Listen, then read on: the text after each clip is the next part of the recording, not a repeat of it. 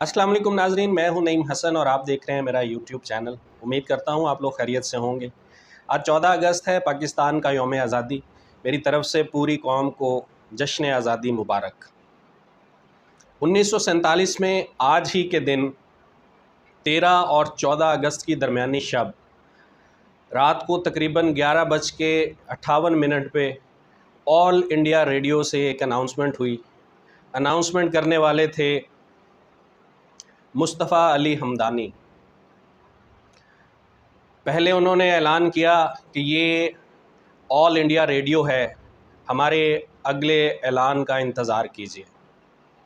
और फिर उसके 2 मिनट बाद दोबारा ऐलान हुआ, ये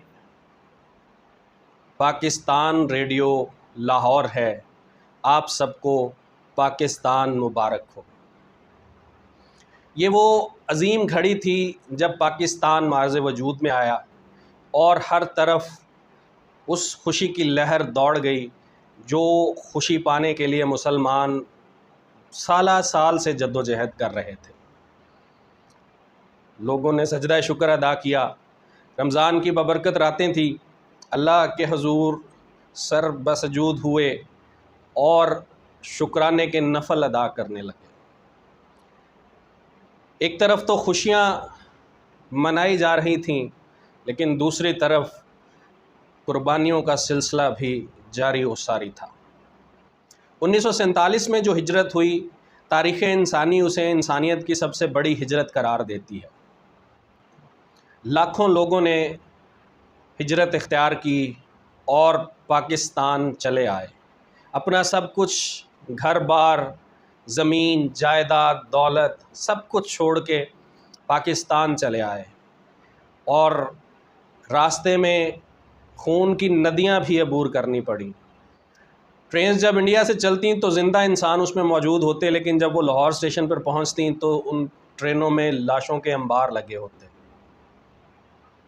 पाकिस्तान की खातिर उन लोगों ने बेतहाशा कुर्बानियाँ दी। 75 साल हुए इस दास्तां को, लेकिन अब भी ये लगता है कि जैसे कल ही की बात हो, और उन लोगों की कुर्बानियाँ कभी फरामोश नहीं की जा सकती। पाकिस्तान की बुनियादों में उन शहीदों का लहू है। उन शहीदों की अज़मत को मेरा और आप सबका सलाम। अल्लाह उनकी तुर्बतों पे करोड़हा रहमतें नाजिल करे। उन लोगों ने पाकिस्तान से मोहब्बत की खातिर अपनी जानों की कुर्बानी दी और सही मानों में हमें दर्स दिया कि आज़ादी की कीमत क्या होती है। तारिक अज़ीज़ साहब ने एक मौका पर ख़िताब करते हुए कहा था, किसी मुल्क को देखना हो कि वो कितना अमीर है तो उसको 4 चीज़ों के बारे में परखा जाता है। सबसे पहले ये देखा जाए कि क्या उसके पास समंदर है, तो पाकिस्तान के पास समंदर है।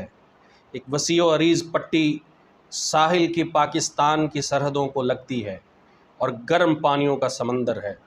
दूसरे नंबर पर कहते हैं कि उस मुल्क में देखा जाए कि पहाड़ हैं, तो पाकिस्तान के पास पहाड़ मौजूद हैं।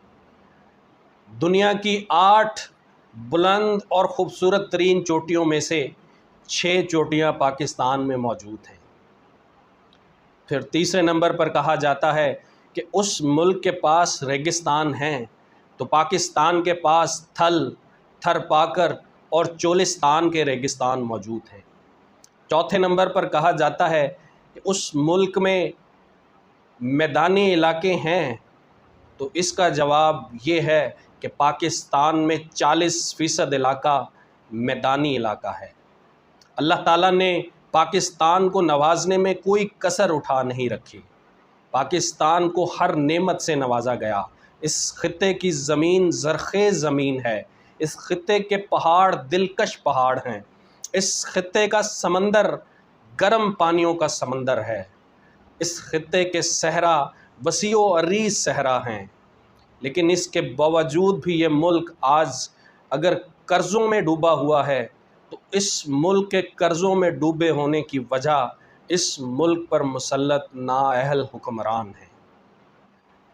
पिछले 75 साल से पाकिस्तान के साथ जो खेल खेला गया, उस खेल ने इस मुल्क को इन हालात तक पहुंचा दिया। आज मेरा मुल्क कर्ज़ों की दलदल में डूबा हुआ है। ये अरबों रुपए का कर्ज़ा خود بخود تو نہیں چڑھا، اس کو چڑھانے میں بہت سے لوگوں نے اہم کردار ادا کیا ہے، لیکن اب وقت آ گیا ہے کہ یہ سوچا جائے کہ اس ملک کو ان بیرونی قرضہ جات سے نجات دلا کر حقیقی معنوں میں ایک صبح آزادی بخشنی ہے۔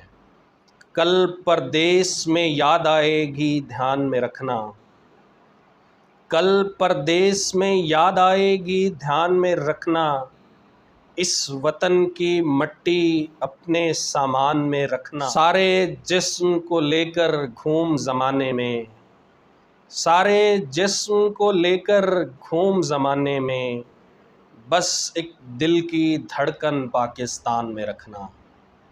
بیرون ملک موجود تمام پاکستانیوں کو بھی میری طرف سے جشن آزادی مبارک۔ اپنا خیال رکھیے گا۔ اللہ حافظ۔